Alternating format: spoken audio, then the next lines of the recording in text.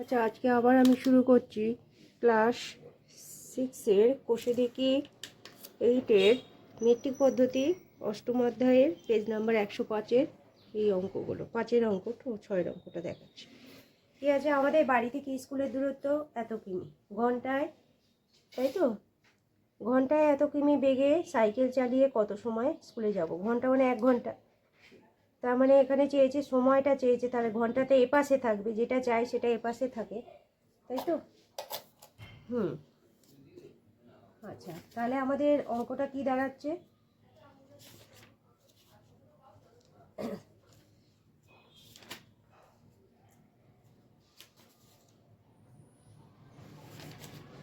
আমাদের অঙ্কটা দাঁড়াচ্ছে যে এত কিমি যায় 1 ঘন্টায়।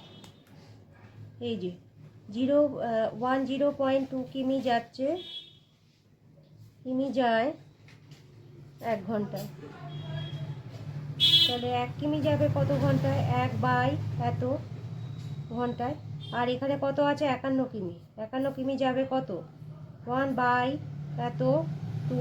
এই যে 10, এটা 51টা উপরে বসবে, আবার যে 10টা আছে সেটা উপরে বসে যাবে। যেহেতু এটা একটার পরে ছিল, একটার পরে একটাই সংখ্যা, পয়েন্টের পরে একটা সংখ্যা, তাই এখানে 10টা বসবে। ঠিক আছে?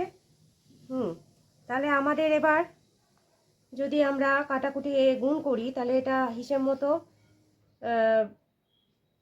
এটা, আচ্ছা এটা দেখি কি হয়। 510/102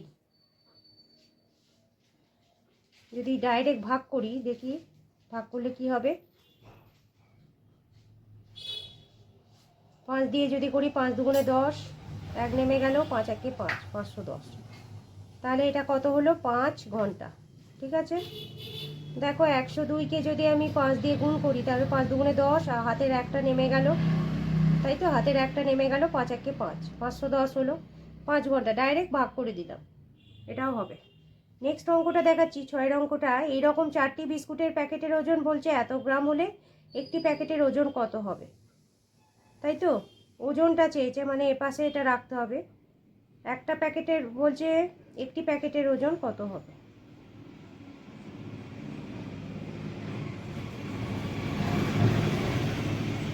চারটি বিস্কুটের প্যাকেটের ওজন বলছে এত, তাহলে একটা প্যাকেটের ওজন কত হবে?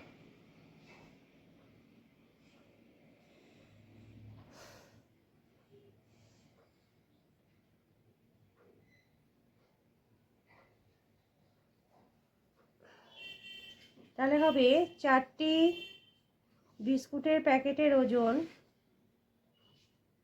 বিস্কুটের প্যাকেটের ওজন, প্যাকেটের ওজন কত গ্রাম? এত, তাই তো?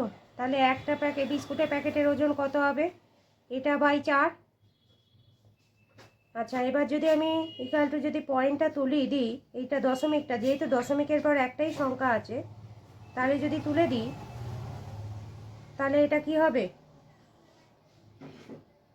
এটা যদি তুলে দিই, এটা দাঁড়াচ্ছে, হ্যাঁ, বাই 10। এবার 4 দিয়ে যদি কাটি, 3 4-এ 4 দিয়ে যাবে না, 2 দিয়েই কাটছি। 2 6 দুগুণে 12, 3 দুগুণে 6।